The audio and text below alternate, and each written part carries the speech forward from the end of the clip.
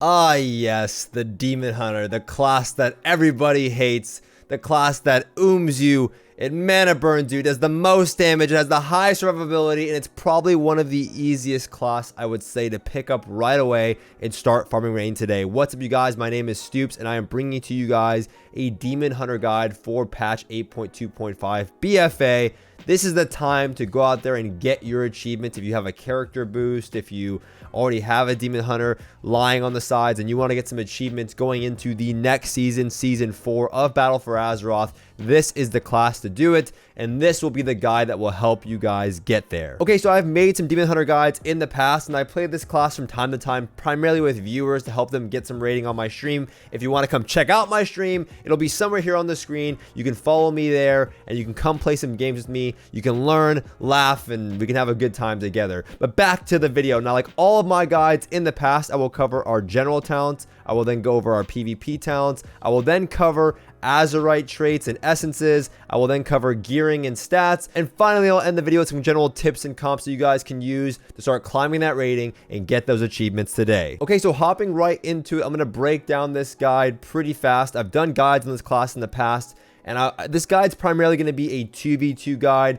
You can definitely apply a lot of the logic I'm using in this video for 3v3s, but primarily, if you guys are just starting out, Demon Hunter 2v2s is a very strong class. It's definitely strong in 3v3s, and I'll get to that a little bit later, but I'm going to go through this rather quickly. All right, so for the first row, you have two options here that you're primarily always going to be playing. You have the Demonic Appetite build, and then you have the Fellblade build. 99% of the time, you're going to be playing the Fellblade build. This build, Fellblade itself, allows you to leap to the target that you're targeting, and it deals a considerable amount of damage, and it gives you some free fury. Generates 40 fury, and it can proc off Demon Blades. So when you auto attack with Demon Blades, I'll get to that in a second, it can reset the cooldown on Fellblades. So you can do 2 Fellblades back to back. That's a lot of fury, but most importantly, it adds an extra layer of mobility. It's not like the class actually needs any more mobility, but it's great versus mages, it's great versus druids, it's great versus pal, it's great versus literally everything, because you always want more mobility if you can take it, and this ability gives you that. Now, the other option is Demonic Appetite. Chaos Strike has a chance to spawn a Lesser Soul Fragment. Lesser Soul Fragments are these little shards that fall onto the ground. They'll proc off your Chaos Novas and things like that. Also, if you're expecting Demonic Appetite, your Chaos Strike has a chance to spawn a demonic little shard, a soul fragment. You can pick that up. That will give you extra fury, 30 extra fury, but it will also heal you in a way. When I spec into this is if I know I'm going to be sitting on one target in 3v3. So if I know my job is to sit on this Warlock and never leave, and I want to stay in as long as I can, I'll spec into Demonic Appetite, because I'm not going to need that extra mobility, and I get that potential, that small little bit of healing on top of my leech from grabbing those soul fragments. Honestly, you never really have to use this ability. You can. There are scenarios that you will, but for a general guide, you can just always play Fellblade. But there are scenarios where you would spec in Demonic Appetite. Again, this is a beginner's guide. Mess around with these two, primarily going into Fellblade. Some opportunities you'll take Demonic Appetite, especially versus Warlocks or versus Shadow Priests if you're trying to damp them out. This might be a good option to explore. Now, when you're spec'd into Fellblade, the only option here is going to be Demon Blades. Demon Blades just makes it so that you do not have a spammable button that you can press to generate fury, but rather your auto attacks have a chance to generate fury for you. Fellblade and Demon Blades are the combo. Demon Blades does a lot of damage. Auto attack can be a huge part of your damage, especially when spec'd into Demon Blades, because your Demon Blades are going to increase the damage of your auto attack and add shadow damage onto that. Now, if you are spec'd into Demonic Appetite, then you will go for Immolation Aura. And what this does is you'll get back your Fury Generator, your Demon Bite right here, and it's the ability that you're going to be spamming to get Fury back, and you can activate Immolation Aura as another way to get Fury, right? So you don't have Fellblade to get Fury now, so now it's on you to use your Immolation Aura and spam Demon Bite. Honestly, this ability, this combo is actually pretty decent for burst, because you can build up your Fury, go into an I-beam, and then spam Chaos Strikes. You can set yourself up for having a lot of Chaos Strikes back to back to back, and hopefully those Chaos Strikes are going to generate some shards or some soul fragments that you can pick up. Sometimes they don't. It just did right there. I can grab one, and I can go back into more Chaos Strikes. There's another one, so I can grab it, and it'll allow me to spam out more Chaos Strikes. So again, if you're just sitting on one target the entire game and you're not moving, not if you're chasing healers, Not if you're, fighting against the mage, you're going to want Fellblade there. But if you're just sitting on a stationary target, then Demonic Appetite and Immolation Aura is a good combo. But again, generally, especially in 2v2s, you'll be playing this build right over here. Now for the next bracket, it's pretty simple. You're always going to go Trail of Ruin. Trail of Ruin just adds damage to your Blade Dance, which is a big part of your damage. Back in the day in Legion, you used to be able to play Fell Mastery and Fell Barrage. They were in different sections on the talent tree, but neither of these are really good for PvP anymore, so Trail of Ruin is the auto lock-in. Fell Mastery and Legion, yes, it used to be very good for a unique build that you can't play anymore, so we'll skip that there. For the 104 talent bracket, the next row, Soul Rending, is your auto lock-in almost every game. It increases your leech by 10%, which is a lot of the reason why Demon Hunters are so strong in arenas, because they're leech, they have so much self-sustain with their healing, and you get an additional 10% leech while in Metamorphosis. And if you're playing Demonic, you're almost always in Metamorphosis, so you're getting 20% extra leech, which is really strong. Desperate Instincts, I never spec into. It can proc when you don't want it to proc, right? So maybe you don't want your blur to proc at about 50%, even though your blur is increased now, it can auto proc with Desperate Instinct. So you don't want that to happen if you don't actually want to use your blur and you're already lining and it procs your blur. That sucks. Netherwalk is like a noob option that you can take sometimes if you're fighting like a rogue mage priest or rogue mage pala and you think they're going to be going you, so you can Netherwalk a go trinket Netherwalk and survive that go. It's like a bubble essentially that moves at hyper movement speed. It's pretty cool. But you never want to spec into this. You can in 2v2s as well if you're fighting a rogue mage and you think they're going you. But generally, if it's an assassination rogue, they're probably going your healer. And if you're fighting a sub-rogue fire mage in 2v2s, they're almost always going to be killing you. Which means if you trinket like a cheap shot, the rogue's going to be waiting for that and he's going to re-stun you. So you're never going to get a good Netherwalk. That might sound confusing, but again, you can sign up for my coaching page somewhere here on the screen and I can help you out there for an inexpensive price. Free info here. Netherwalk, not really good into sub mage. Assassination mage in 2s, you're probably not going to have to use it that often, so the better option here is just the Soul Rending option, and it's good in almost every scenario. Another easy option here is going to be First Blood in the level 106 row. Dark Slash can be good some rare times, but I won't really get into that. Again, this is a general guide. First Blood with Trail of Ruin is an awesome combo, and it's the option that most Demon Hunters, literally almost all Demon Hunters, prefer in the 106 bracket. Fell Eruption, Master the Glaive, and Unleash Power. Unleash Power is not that bad if your job is to land like a lot of grip stuns. So if you're playing with a DK, for example, Unleash Power is not that bad because you can grip in and you can get more frequent Chaos Novas, and you can also generate more shards off Chaos Novas. It's good into teams like BM Hunters, but then just always... The always friendly option is Fell Eruption. It's good in every scenario. It's how you land your mana burns. It's a pretty consistent way of landing mana burns. It's how you burst people. It's pretty much a ranged kidney shot on a 30-second cooldown. Really powerful ability. Master of the Glaive here, though, can have its uses if you already have a shitload of stuns on your team and you don't need extra stuns. If you're playing with a second Demon Hunter, then maybe one of you guys can play Master of the Glaive. It's a really good ability if you want to just chase down a healer, but you want to peel for your healer at range. So if your healer's having a difficult time surviving versus melee while you're training another healer in 2v2s, you can throw a glaive at the enemy and slow them. This used to be a talent that everyone would lock in. It was so powerful because it added an extra bleed and it did a ton of damage. Doesn't happen anymore in BFA. You rarely pick this, but you can explore this option. You can explore with Unleash Power, but again, the auto lock-in build is going to look something just like this with Fell Eruption, and we'll get to that in a second. Now, for level 110, Demonic is the auto lock-in, the just overall friendly option. Every time you I-beam, you enter Metamorphosis, which is going to give you more leech, more haste, way more damage. When you are in meta, it buffs your Blade Dance and your Chaos Strike, which is a huge portion of your damage. So I'll enter meta here by I-beaming because of Demonic, and now I have Annihilation instead of Chaos Strike, which absolutely slaps. I have a better Blade Dance, and I get the extra leech and haste. It's just how you do so much of your damage, and that's something that you want to keep in mind.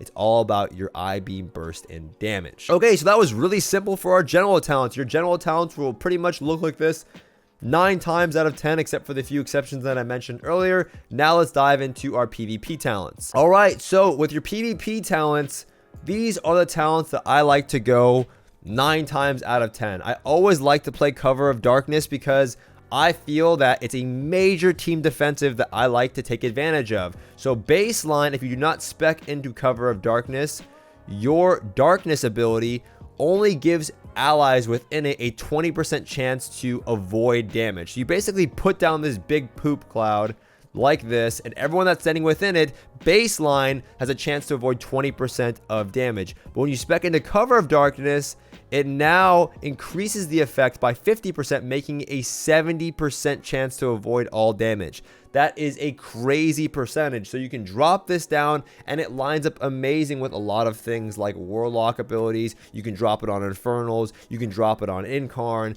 It's just such a good ability, especially in this Rogue Mage meta where you're seeing a lot of Rogue Mage in 2s and 3s. Having this ability to prevent your ally from dying, your healer from dying by dropping it on them, or even dropping it on yourself.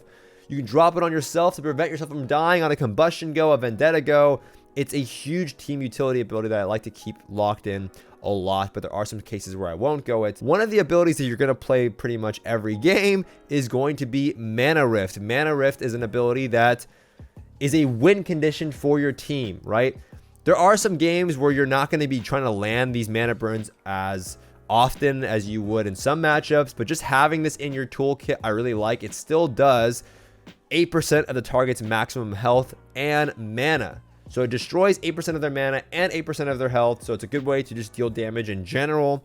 But it's also a good way to harass healers, even if you're not landing burns throughout the entire game, especially as you hit dampening. If you are in a dampening comp, you can throw out 1 to 2 mana burns in dampening, and that is game changing. That is 16% of somebody's mana. I'll break down how you can use it in the general tips portion of the video, but it is a lock-in that I will take. Obviously, I don't play this ability versus double DPS. I don't play this ability versus Rogue Mage if I'm fighting 2s. Even in 3s, it might not be an option I take. If I'm fighting a Rogue Mage Paladin, I might not be trying to go for burns because I don't have the the time to get the burns. I don't want to waste my stuns trying to burn the healer. I don't want to overextend trying to burn the healer, but it is a pretty, safe lock-in. One of the abilities that I will rotate out in 2v2s a lot is Reverse Magic. Reverse Magic, again, these three right here, Mana Rift, Reverse Magic, and Cover of Darkness, are your bread and butter go-to PvP talents.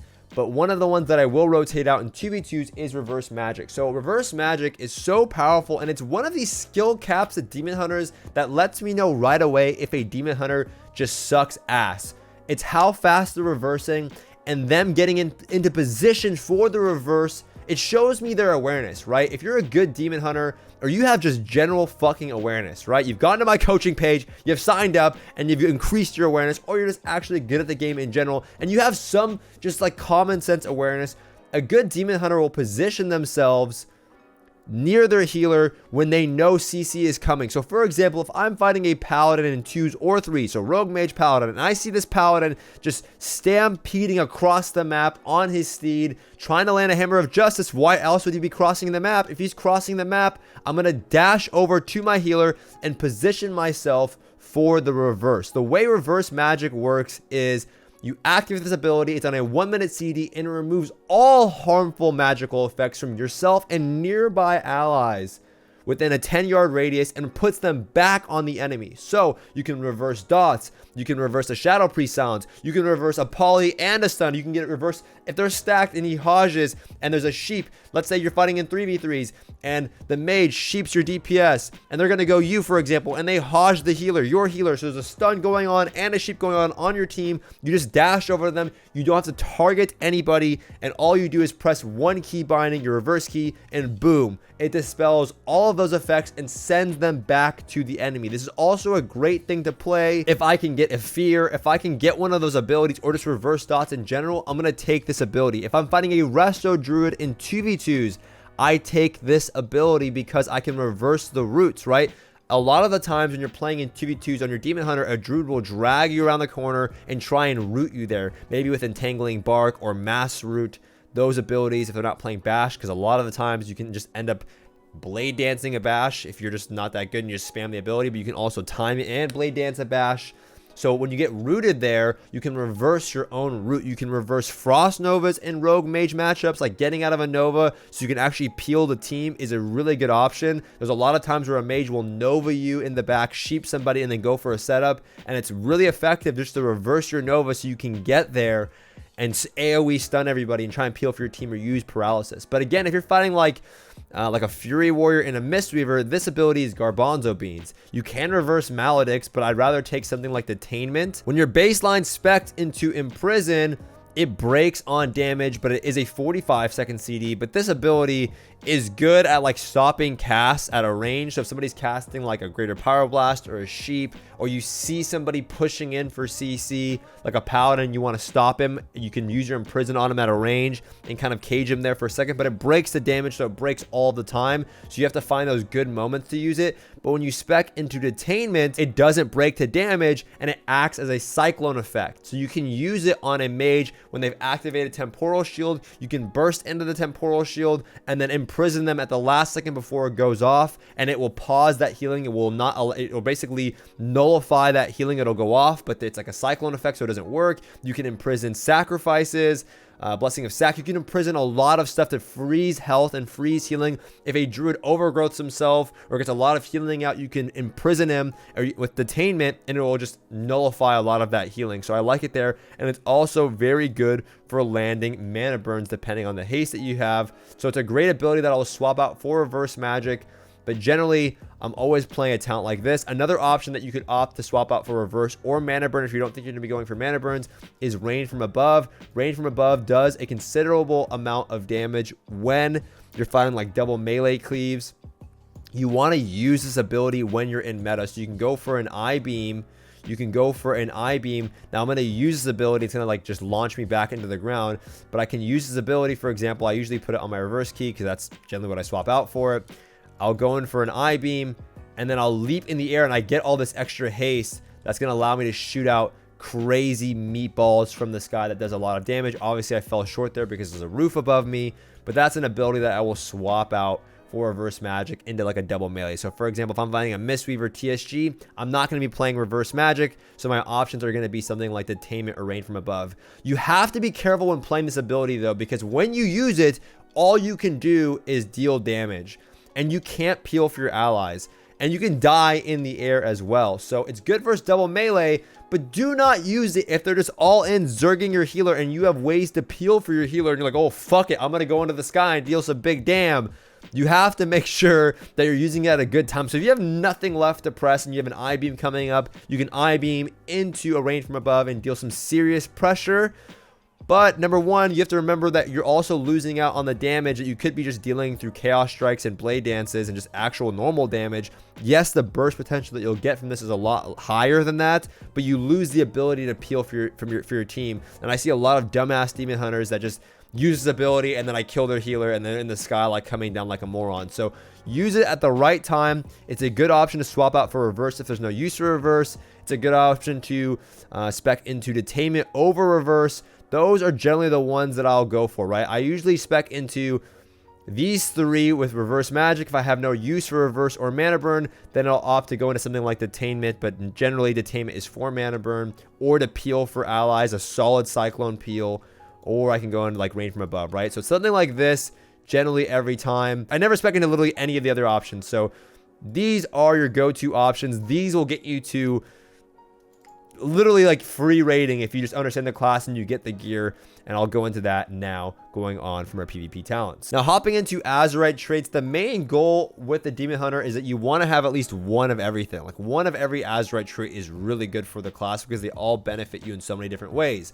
One Furious Gaze or even more is super solid. When you I-beam, you get a shitload of haste. There used to be this thing that if the I-beam got kicked or canceled before the channel was finished, you wouldn't get the haste buff. That is no longer the case. So when you activate I-beam, you're getting a shitload of haste. And when you I-beam, that's when you're doing most of your damage essentially, or when you're in meta. And having haste, which is like one of your best stats, is awesome. It's also great for landing burns, so I really like this Azurite trait. One Thirsting Blades is good. Some people stack this. I think it's absolutely shit. I like the fact that it buffs my Chaos Strike and it reduces the Fury cost, but you don't get these stacks in Arena anyway. It's fucking poo-poo in my opinion, so I don't really go into this one. I know some people try to build it up and burst with it. Super troll, I think, in my mind. So having one of these is fine. As far as your other Azurite traits go, you want to have one Eyes of Rage. When you I-beam, you deal additional damage. That's cool and all, but the reason why you want one of it is consuming a soul fragment, which could come from your demonic appetite. It could come from your Chaos Nova. It could come from when you purge an enemy and a shard pops off. You get one of these. You get a lower cooldown on your I-beam, which is how you deal most of your damage anyway during those goes outside of Metamorphosis. Another Furious Gaze I have, which is great. You want to have one Chaotic Transformation. This is a must-to-have one of, because yes, it does buff your Demon Blaze damage, which is great, but when you activate Metamorphosis, it resets the cooldown on I-beam and Blade Dance immediately. So you can go into a little burst here. I could go into an I-beam, you know, into a Blade Dance, into some burst here. And by the time my I-beam is over, I can get one more Blade Dance off, and now my meta is going to fall. Then I can go into another meta, into another I-beam, and I can repeat this process over and over and over again. You know, you get the point here. It allows for a lot more burst, where I get the I-beam Blade Dance burst into a meta, into another I-beam Blade Dance burst. I get all that haste from Furious Gaze. That is such a good Azurite trait to have, and it adds to your burst. Having a Revolving Blades is also good. It buffs your Blade Dance damage, and the cost of your next Blade Dance is reduced by 3 for each enemy struck by the final slash. If you're hitting a bunch of fucking people or you're cleaving them all, this is a good one to have one of. So you want to have one of everything. They're all good. I don't think stacking one of everything is amazing, or one in particular. I think if you're going to stack anything, I like Furious Gaze, but they're all pretty good in my mind. Okay, now for essences. They're pretty simple here. You want to have Conflict and Strife. You want to have Crucible of the Flame. This one is always freaking good right now. It's really good in 2v2s for bursting. I think it's still good in 3v3s. It's a lot of your damage. You can get Condensed Life Force in your main socket if you have it at a high rank for 3s and longer dampener games. But I personally like Crucible of the Flame, one Conflict and Strife because it gives you extra versatility, which is your other best stat. And then you want to have one Condensed Life Force, rank 2. Rank 2 is ideal, what you want. Rank 1 obviously is decent, but you want to have rank 2. Again, this is a class that I sometimes play. I used to play it a lot in Legion, which is why I feel comfortable making a guide on it. But I still play it now with viewers, and, you know, it's pretty easy to play once you get the hang of it. So these are the 3 that you want. Go for them. Easy to acquire, and you'll pump some big damn. Oh yeah, one big tip, by the way, is Crucible of the Flame does scale with versatility. So if you have an unused verse trinket, for example, something like this, you can use this into your Crucible of the Flames, and you'll get some gnarly crucibles. Like, I'm talking like 70, 80k crucibles, depending on how much verse you have. That's why it's also good for the DH, because it scales off versatility. But on that note, let's head into the gearing. So as far as gearing and stats, your best stats are going to be haste and versatility. You want to have around 20 plus haste, and you want to have around 15 to 20 to 25 versatility, right? You want a good even number. 21% haste, 21% verse are like insane stats. 23% haste, 24% verse. The more haste and verse you have, the better. Those are your 2 primary stats. So these rings that have haste and versatility are the ones you want to go for. On My Way is a good Azurite trait to have because it gives you more versatility. And then another really important trinket to have is the Lingering Spore Pods that come from Underrot. These are insane. They pretty much will double your healing per game. You're getting the leech benefit, but you're also getting, what the fuck? I'm getting attacked. Are you kidding me, bitch? You think you're actually gonna kill me right now? Fuck, where was I? Okay, yes. So you want to get the Lingering Spore Pods because, like, just baseline the amount of healing that it'll give you. Look right here, I just fought that pally, and it was a lot of my healing. It healed me for 118k just in that little encounter, on top of my leech, and I have, you know, my flames, and you have a lot of healing with this class, and this just adds to it. So you want to get one of these. Mythic 10 Underrot.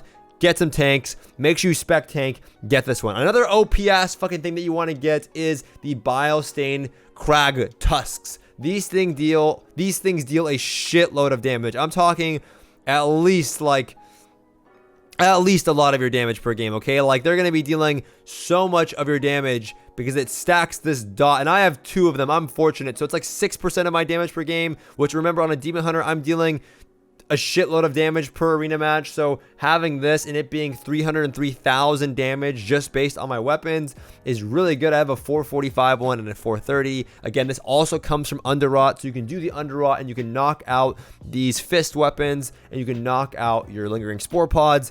Don't bitch about having to get gear from PvE. It's literally a mythic plus that you get with some boys, your friends. You sign up and you can get some items, and they're going to help you. It's part of an MMO. Yes, I hate tank trinkets, but you have to play it if everyone's playing it, and these items are pretty fun. These weapons, at least, are fun. This thing's not so fun, but these are fun, and they're very, very powerful. Okay, so that is your Azurite traits and essences and your gearing. As far as general tips go, you guys, like I said, the biggest thing about being a good Demon Hunter is understanding the amount of ability you have to peel. Like how much you can peel for your team is what makes the class good. Yes, you deal absurd damage. Yes, you're super tanky. Yes, you have mana burn, but you also are a class that has like some of the best peel potential out of any melee DPS. You have Darkness, you have Reverse, you have your Imprison or Detainment if you spec into it so you can imprison goes. You have 2 stuns, you have an AoE stun, and you have a range stun. So you can stun from that range with this, and you can stun with Fel Eruption. So you can peel for your team if your team's getting jumped.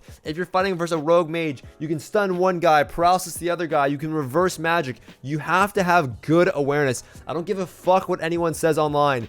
Yes, this class is W key, you can win in 2s really easily, but a good demon hunter knows how to peel. He knows how to land purge kicks. He knows when to dark. He knows when to blur. He knows when to reverse. He knows when to imprison. He knows how to peel correctly and reverse instantly. Like, I know when a sheep is coming, so I get in position to do it, so you get out of it right away. I don't sit there for 30 seconds. Oh shit, he's sheeped. Let me just go waste all of my mobility to get over there and then press reverse. No, you have to like get in position beforehand. Those are my biggest tips. So make sure you have big debuffs. I will link my add-on video in the info box below. You can check out my add-on video there, and it will show you guys, you know, like how to set up your UI so you can kind of see these things coming. And also you can see things on the party frames on the side of your screen if your ally is sheeped. It's super crucial and important.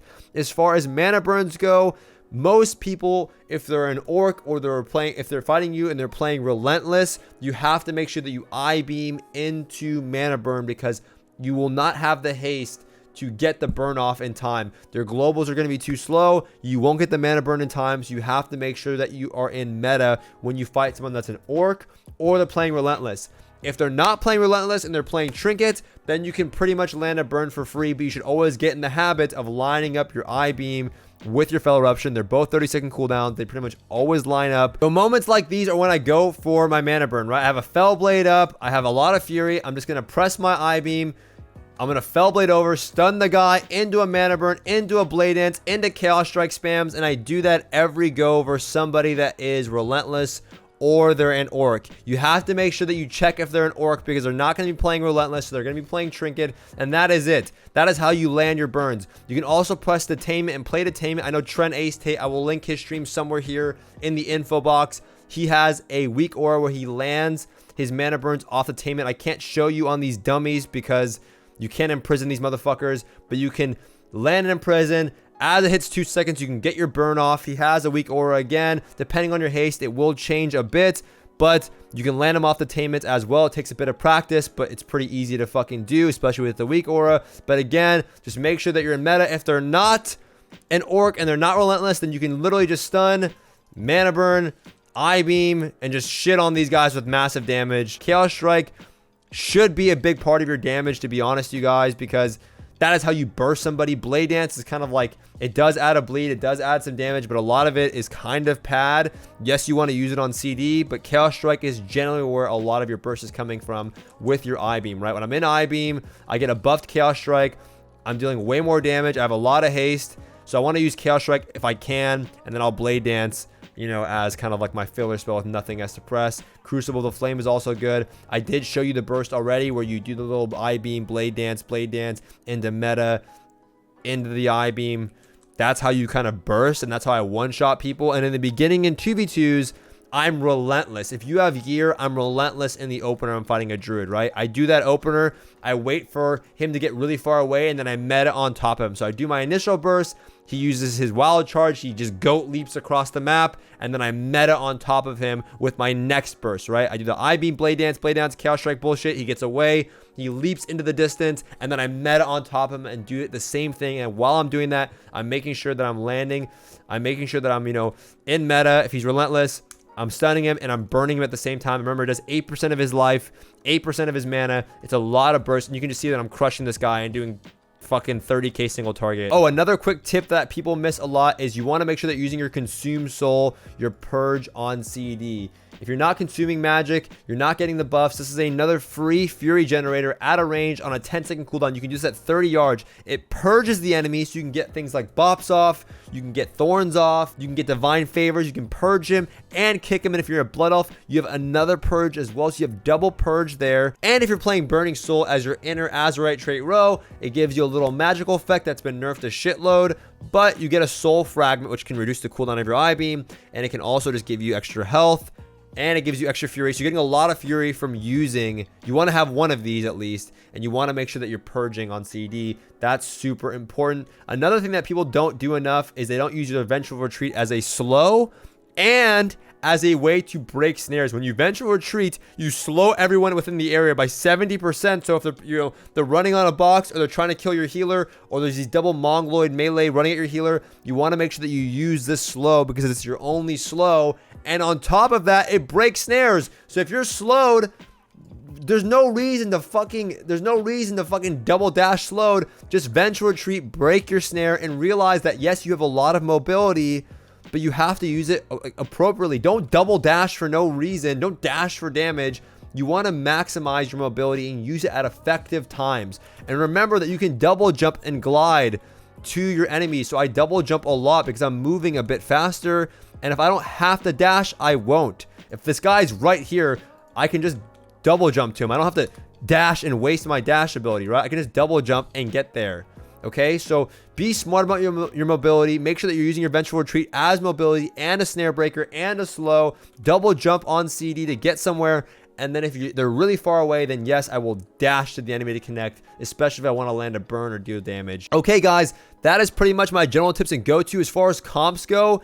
Demon Hunter works amazing with Resto Shaman in 2v2s. Demon Hunter works amazing with Resto Druid in 2v2s. And Demon Hunter works amazing with Holy Paladin in 2v2s. You can play with almost any healer that's good in 2s because they're unkillable and they deal a shitload of damage and they have a win condition known as Mana Burn. For 3v3s, you have DHDK and a healer, you have DH Warrior and a healer, you have DH Guardian Druid and a healer. It's fucking disgusting, but you can also play that. But you primarily play melee cleaves in 2v2s. You can play with like some casters and play some dampener comps, like you can play the Shadow Priest, you can play the Windwalker into 3v3, so DH Windwalker. Any melee cleave works really well with another DPS, Frost DK, melee DPS, Frost DK, DH, Unholy DK, DH, Warrior, Arms Warrior, that is, Arms Warrior DH, Windwalker DH. So you have a lot of damage, a lot of team utility. You want a class that has, paired up with you, you want a DPS that has like a Mortal Strike or just a shitload of burst and survivability. You guys are going to damp people out. You guys are going to be an unkillable melee cleave that does a lot of damage. That is the goal of the Demon Hunter,